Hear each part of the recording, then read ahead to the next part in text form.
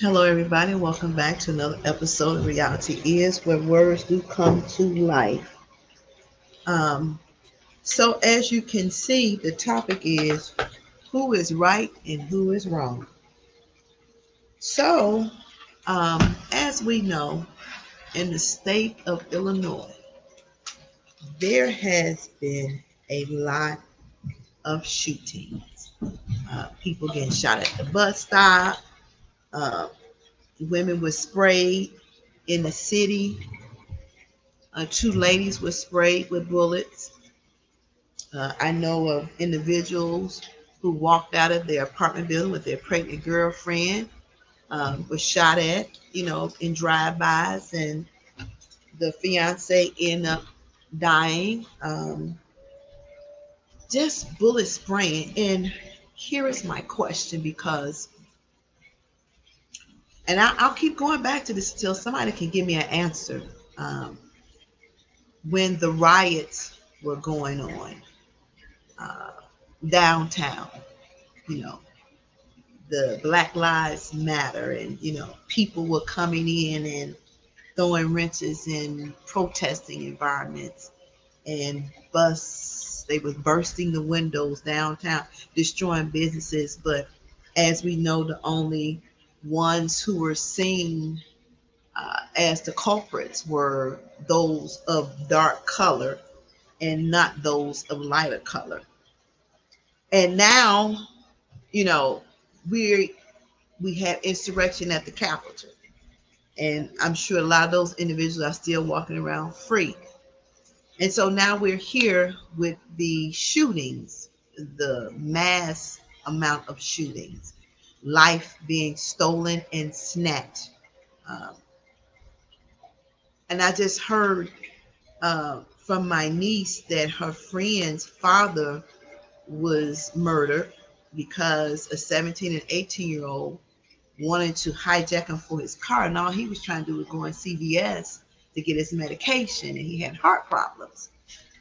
And I went back a little bit, and I thought about when our state's attorney, when our mayor, when the chief of police did this broadcasting via the news media, and they stated that whoever were breaking into businesses in reference to the Black Lives Matters protest, in which downtown got shut down, and that they was going to do everything in their power to find those individuals who burst windows, who vandalized the property downtown. They was going to look at every camera. They was going to look at every social media account. They was going to use all their resources to find those individuals. But here we are in the state of Illinois, and you can't find out who's doing the shooting. You can't find that answer. The same efforts that you made in comments to find those individuals who vandalized downtown. And not too long ago, you all were still pulling people in and arresting them for vandalizing downtown. And the funny thing about it, I have not seen one white person get arrested for vandalizing downtown. It seems to be only the black people are being arrested for vandalizing downtown. So it led to a process of elimination. If you can find those individuals and you constantly in pursuit to find those individuals who vandalize downtown, then that means you can find out who's doing the shootings, and you can minimize that as well. But the question is, do you really want to? We say with our mouths we want to do a lot of things, but do we really want to minimize the shootings that's happening in this state, in this city? Do we really want to? And it's so funny that it only happens on the west and the south side. That's it. You don't hear too much about the north. You don't hear too much about the east side. It's only on the west and the south sides where we are. See, when you cross Austin to the other side, it's a whole different environment. The police structure is different. See, you're not going on the other side of Austin with a car radio blasting. And common sense, even those who are ratchet, as we call them, and as you call them, thugs, they even have enough sense to know when they cross to the other side of Austin to turn their radios down. There's certain things that's not allowed on the other side of Austin that's allowed on the east side of Austin, but not on the west side of Austin. So then it leads me to another deductive reasoning. We allow what we allow. See, we cut off the park lights, and we know darkness is a hibernation for crime. We cut that off. You're working on the abandoned buildings. You are, but that's not really good enough.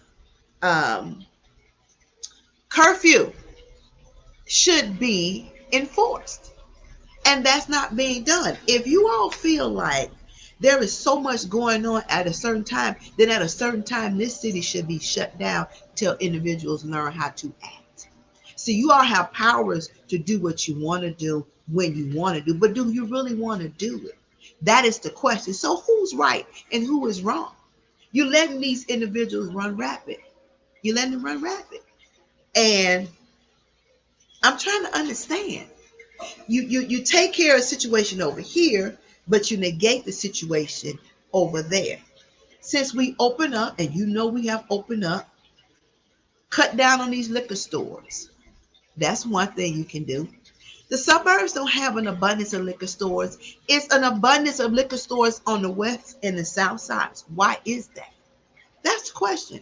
And then here is something else you all don't think about for the smart ones who sit in office.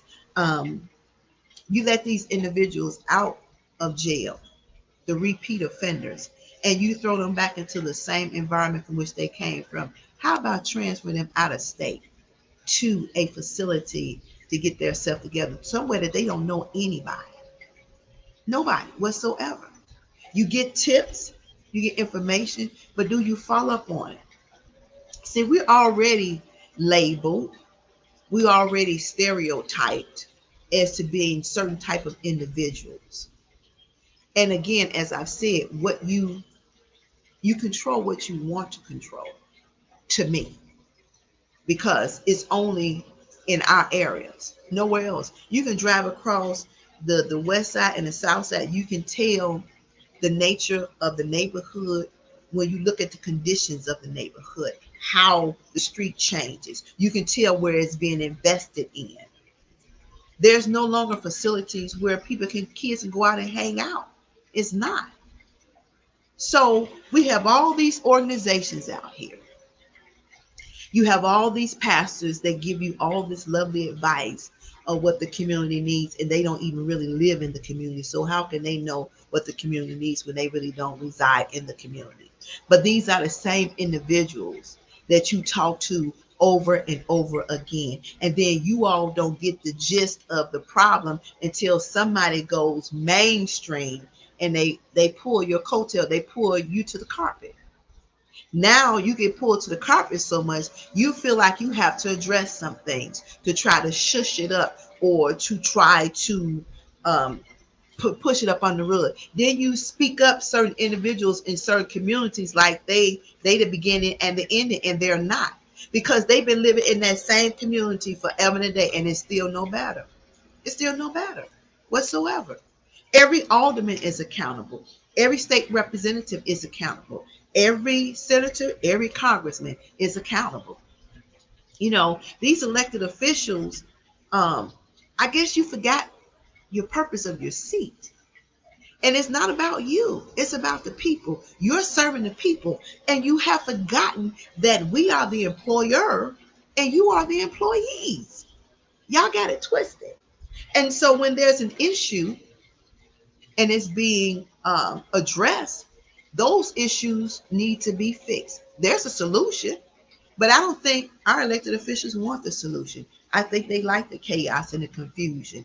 You'll get a solution if a bunch of white people complain about what's going on. Like when downtown, I'm sure you all made sure that downtown got fixed up right away. Madison Pulaski is still messed up since 1963.